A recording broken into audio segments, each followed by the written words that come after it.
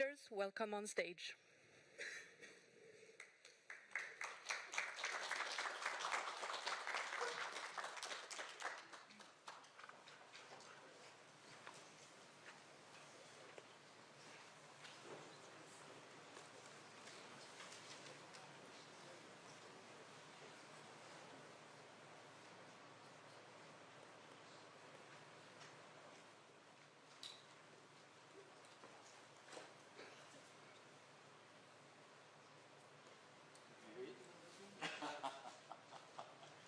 Everything. Only in Polish. Yes.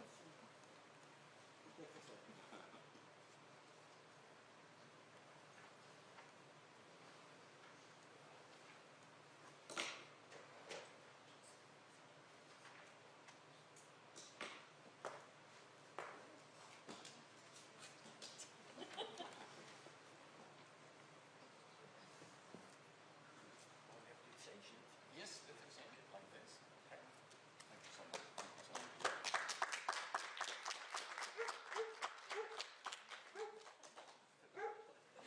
He approves. Accepted.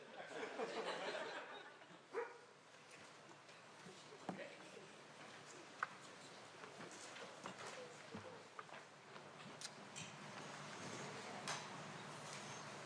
Swedish?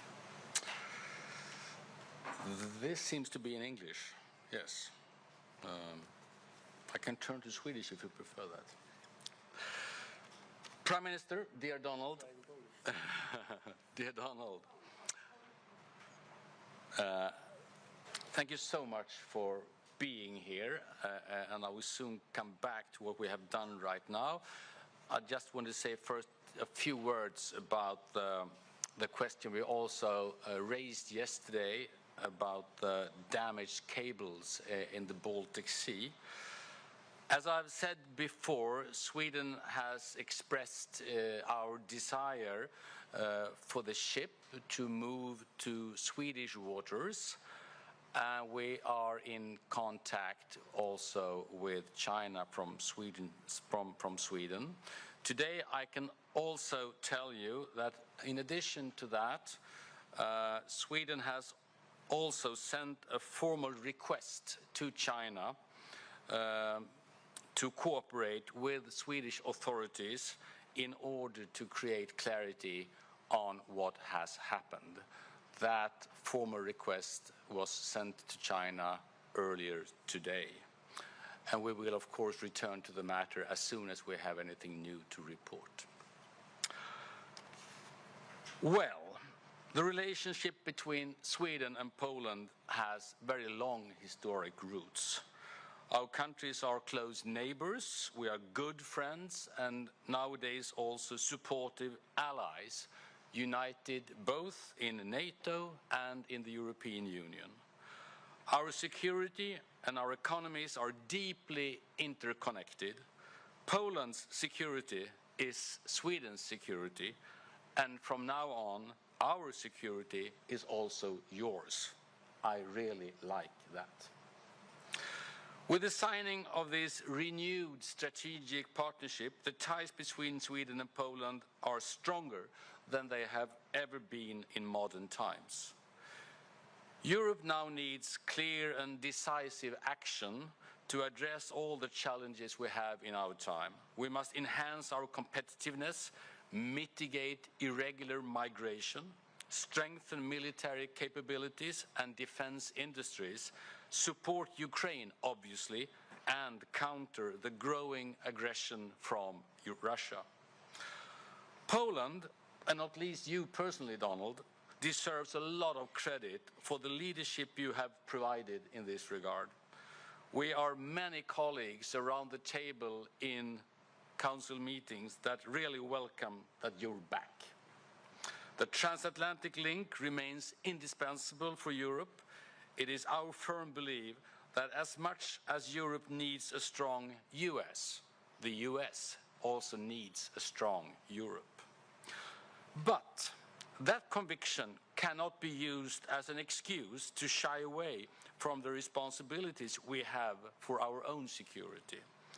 In our discussions today, we have discussed the steps Europe now must take and how Sweden and Poland can contribute to this shared effort. Our history and our geography give us a very special responsibility. A major milestone from today's meeting is the decision to increase the cooperation between our two countries.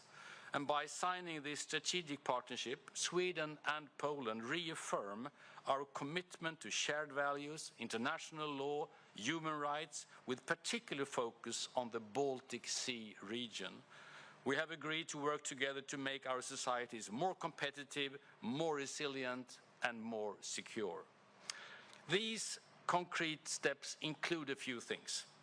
One, enhanced strategic defense partnership. We have agreed to launch work towards an enhanced and even deeper, broader and more effective bilateral defense partnership with a focus on comprehensive security in the Baltic Sea region. Second, sustained support for Ukraine. Our support for Ukraine is ironclad. We fully support Ukraine's right to choose its own security arrangements and pursue its Euro-Atlantic integration. Together we work to ensure that Ukraine is provided with the necessary support, including military equipment and funding, so that Ukraine can recover and build back better. And we are grateful to Poland, which plays a pivotal role as the main logistics hub for military and humanitarian support to Ukraine.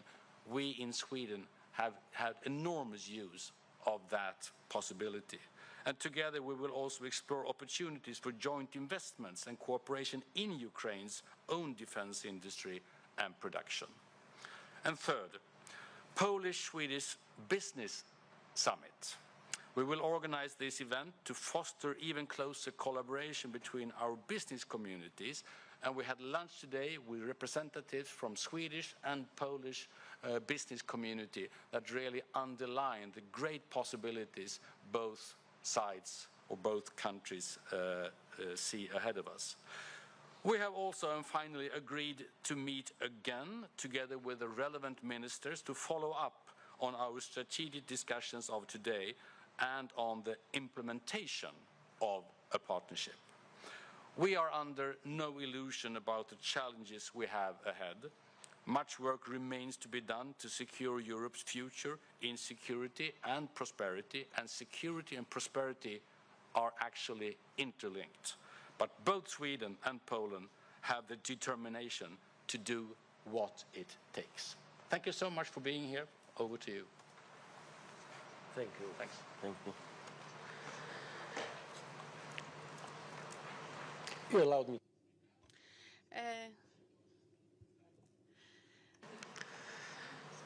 Jeszcze raz.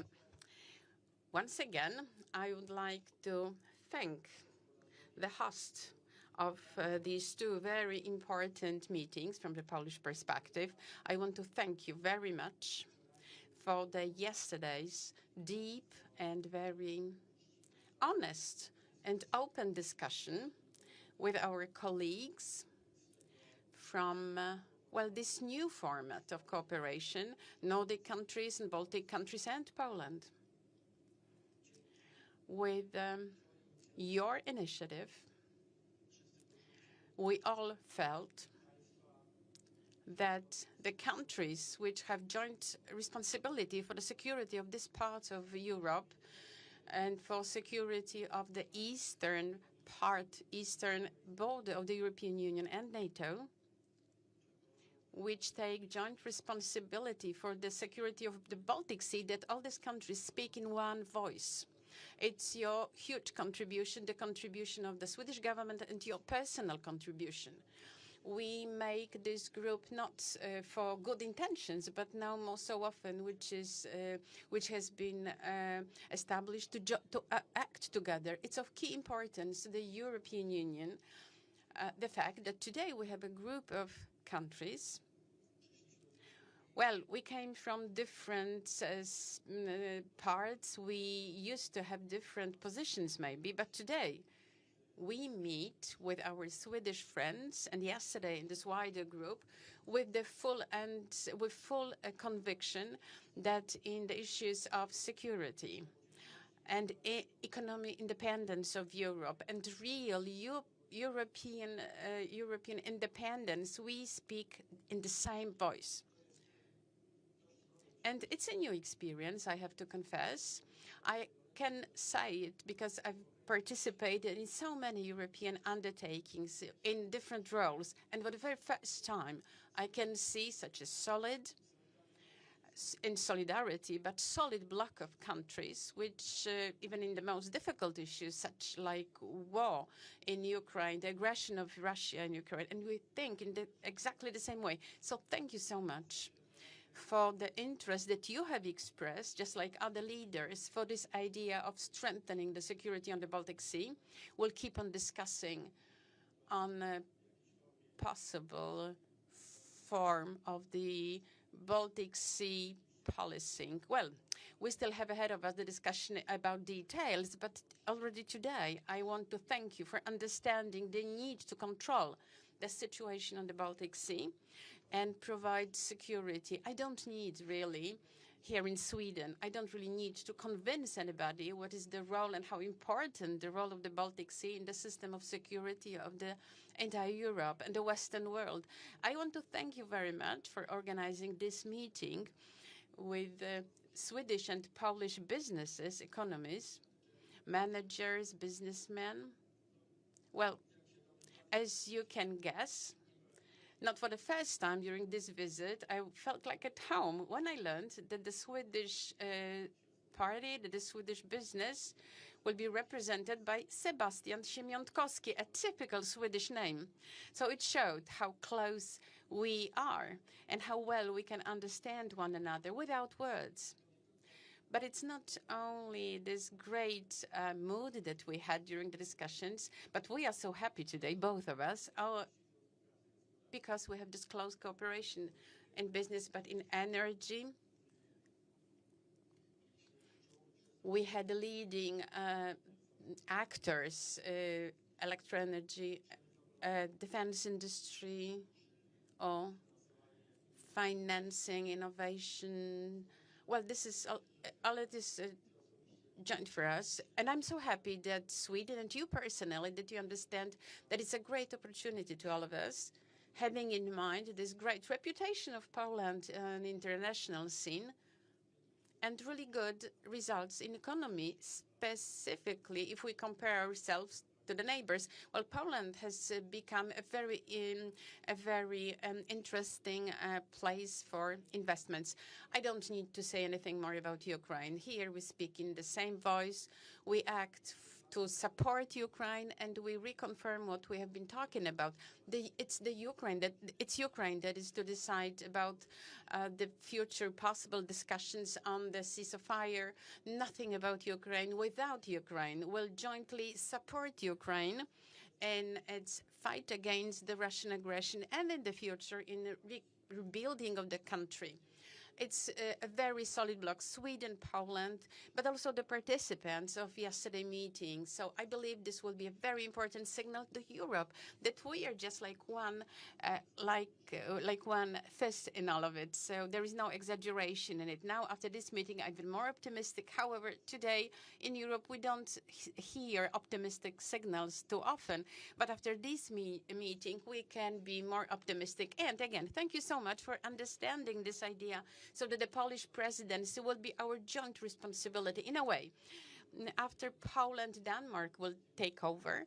We will cooperate within all the bloc with Sweden, first of all. So the next year, two presidencies, the Polish one and the Danish one, with the active participation of Sweden with other partners, I hope that we will set the tone to change the tone of Europe, to talk about the regulation, about support to business, about the energy prices.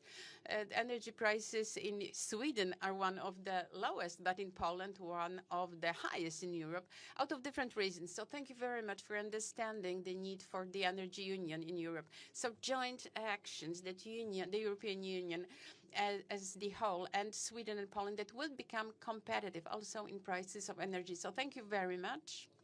And thank you very much for opening the field for cooperation. So your knowledge, your experience will be of much use to us. Thank you once again. Poland and Sweden, it's a role model as for friendship and loyalty. Once again, thank you so much.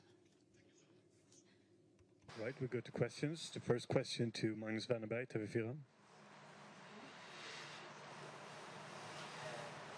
Yeah, first of all, I wonder, while you are cooperating regarding defense and security and also long-term support for Ukraine in other formats, so to say, for example, within NATO, what will this partnership agreement make for a difference?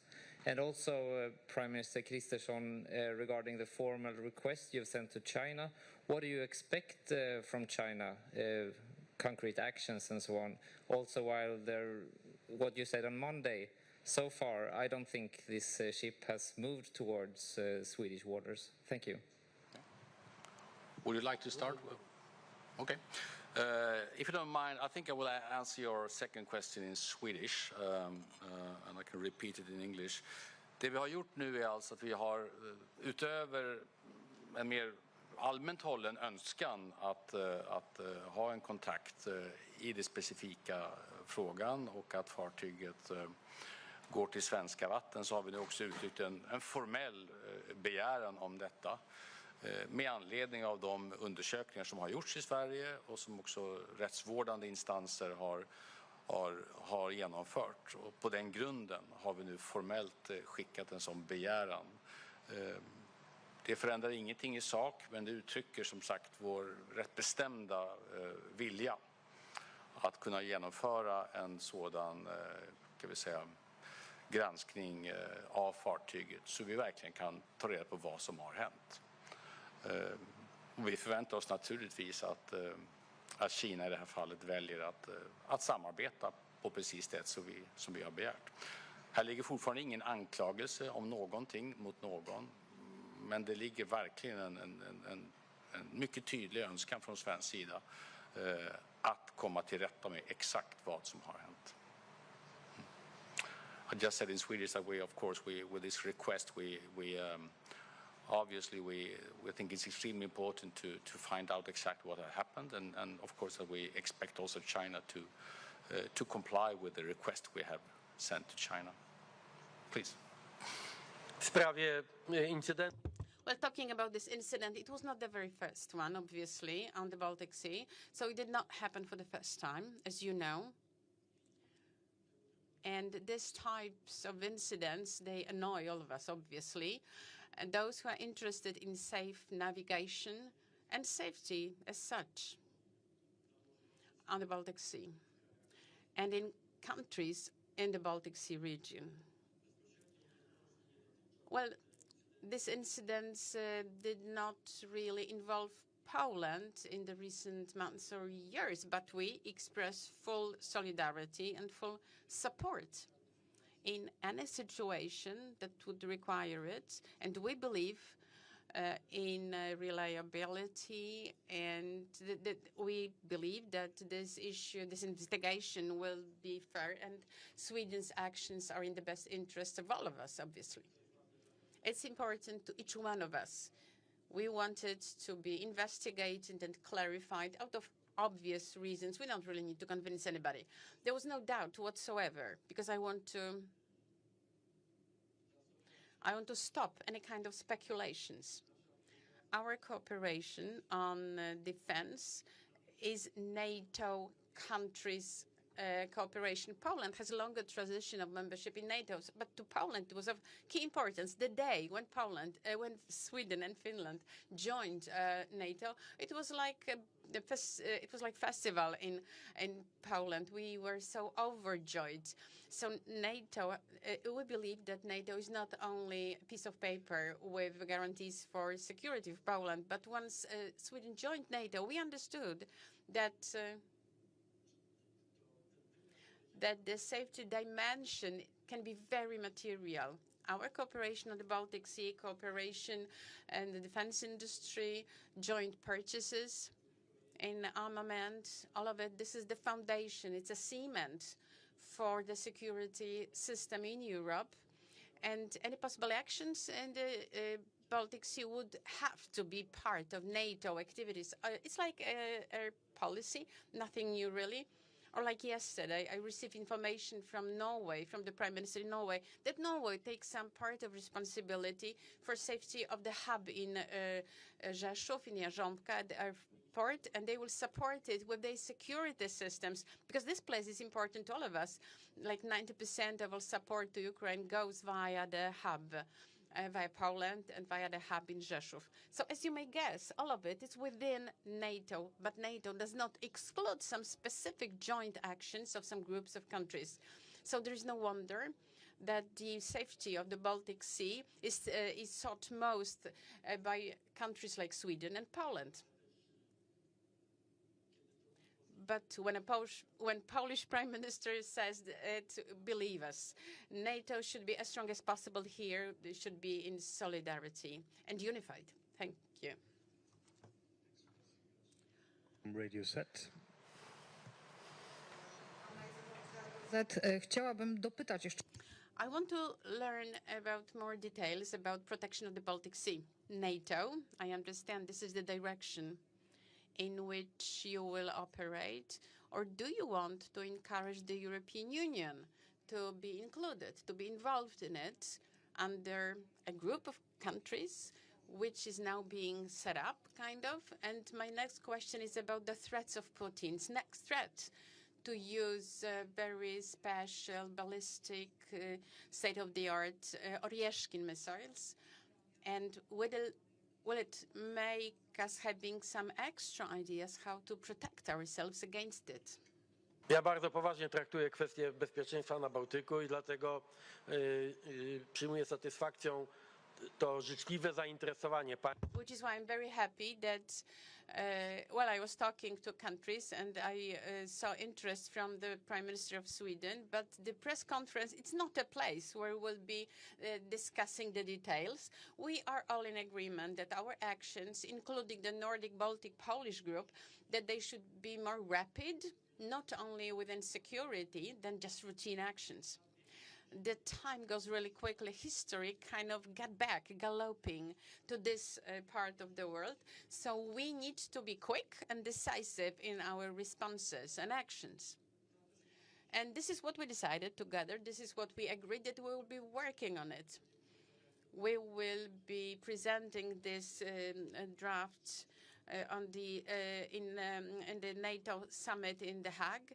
The European Union, as you know, it is not about defense, so this mission is not to be implemented under the European Union. But I have no doubt that the entire European Union, including Greece and Portugal, should be interested in safety and security on the Baltic Sea. So I don't think this project will be controversial. Well, talking about Putin's threats, well, the tactics is pretty obvious. And we were talking about it yesterday and today with the Prime Minister. If NATO, the European Union, including Poland and Sweden, if we get frightened by Putin's threats, he will win. And the fact that he uses in his rhetorics hard threats, it's an evidence of his weakness, not strength. We need to stand still. We need to know how to play the game of Kremlin, because it's really apparent. The one who will break will lose. If Ukraine were to get frightened by the threats, we would be having Russian army on the border of Finland, Norway, or Poland. So one example of Ukraine to that extent should be very significant to all of us. So those who are afraid will lose it. So we should be sending very clear signals as response of our countries without any doubt. We will not get frightened. We will not be afraid. We will support Ukraine as long as it will need us, as long as it will want to have our support in this confrontation.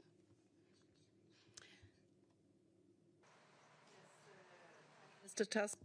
Panie Tusk, Polska jaka wkrótce będzie miała prezydencję w Unii Europejskiej. Pan jest tu od 2. Support for Ukraine here in this region and in this part of Europe is very strong. That is not the case in all of the parts of Europe. Does that worry you? And what would you do in that case to convince other countries that are not that convinced? Sorry. And do you think there might be a risk that our part of Europe might have to take a bigger responsibility when it comes to supporting Ukraine?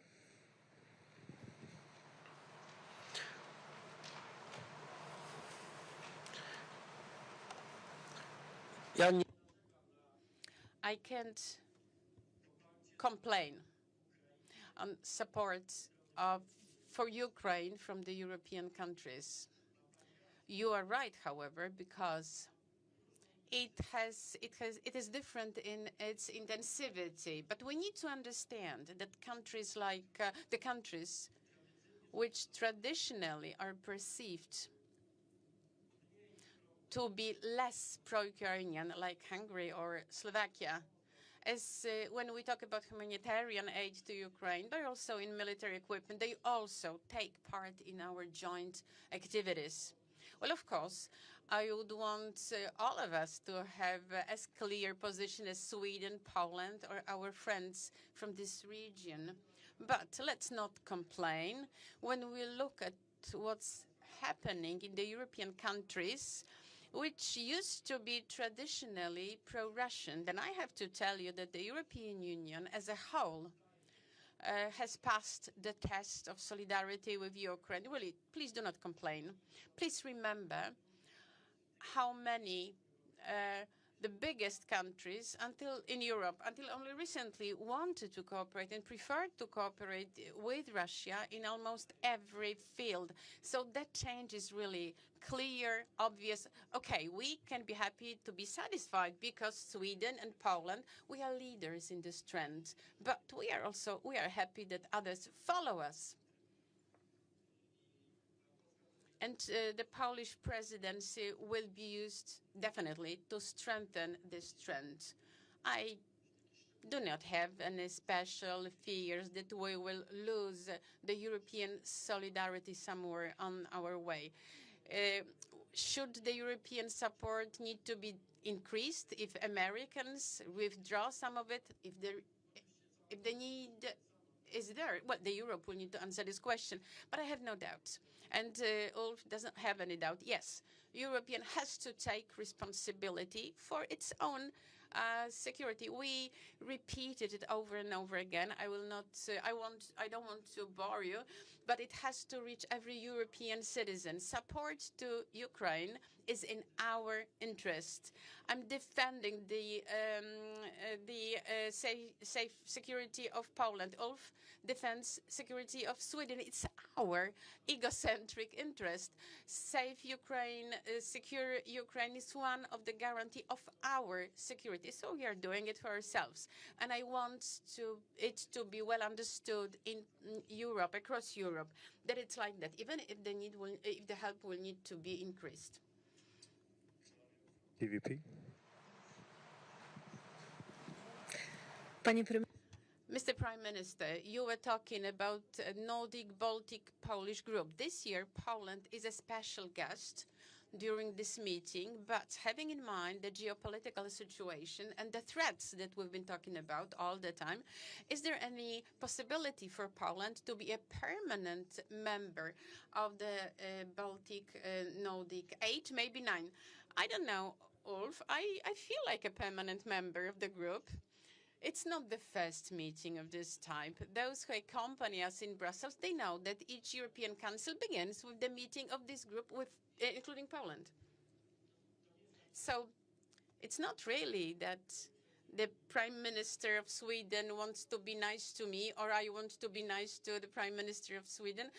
We know perfectly well that it's in our joint interest, common interest, and having in mind our experience, I could keep on talking about it. I'm not interested in participating in formats which will give nothing. There are millions of formats of cooperation in Europe on million different subjects, but my experience whispers to me that this format is useful, that it can be useful. And each hour meeting is yet another step towards more secure Europe. Maybe I'm going ahead of facts, but I feel like a member of this family, and I will not wait for any invitation. I'll just walk into the meeting. Attitude, I would say. May I add to that? Sometimes we think that we live increasingly in a virtual world, digital virtual, without any kind of physical boundaries. Geography still matters, and we know that now more than for many, many years. So geography is important, the Baltic Sea is important, our common responsibility for our part of the world is extremely important. So the answer is yes. Next question goes to Kita Kohonen, MTV. Here. Hey. Hello to both of you. My question goes to Prime Minister Tusk, and if possible in English, please. In Finland, there is a discussion about leaving the Ottawa Treaty and bringing back landmines to the eastern border. And this talk was started by people like our Chief of Defense Forces, the past and current Minister of Defense, and several former ambassadors. So what are your thoughts of this, and what kind of discussion is currently happening in Poland about landmines? We didn't even start any discussion on this, but I can understand why it is so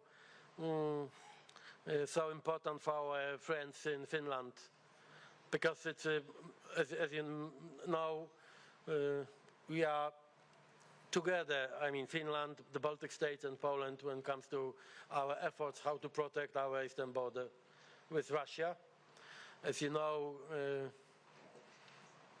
what we need today is to find the most effective methods how to protect our border against this possible aggression. And this is why I'm not sure that we will start a discussion, the debate in Poland now, but I fully understand fears and motivations which accompany the politicians in countries like Finland. I know how difficult it is. It's we know why Ottawa Treaty was so important for almost all the world, and we understand all this also humanitarian aspects of this treaty. But today it must be clear, security, this is the absolutely the highest priority for all of us. And this is why I don't want to comment in details, because I am not a part of this debate, but again, I understand all the motivations. Last question in group goes to David from Polsat. Good afternoon. Something about national politics in the context of information on Marshal Szymon Hołownia, his studies at Collegium Humanum. The Marshal, the speaker, says, or he suggests, that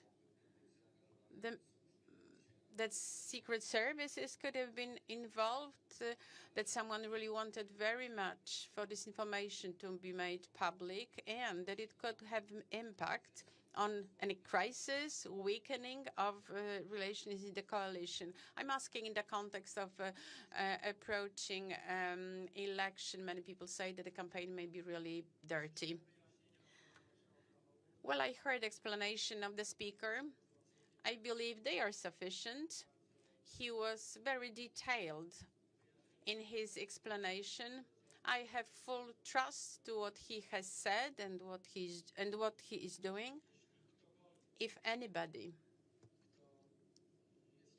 who is a part of the public administration, if anybody would dare to use their tools and competences and powers to have impact on the presidential campaign, will be expelled by me the next day. please feel confident. I understand the emotions well. Presidential campaign, we know all of it. Everybody expects unpleasant situations. And this campaign may be really brutal, but I will take care of it. Believe me, our campaign will not be brutal, and it will not be going against Mr. Hołownia. I keep my fingers crossed for him. We have our candidate, but I can't imagine that anybody representing the government or political power would even dare to think that they will use it against whoever of the candidates. Whoever of the candidates. I'm convinced that the confidence within the coalition will not suffer. I know. Great. Thank you so much. Thank you. Thank you so much. Thanks. Thank you.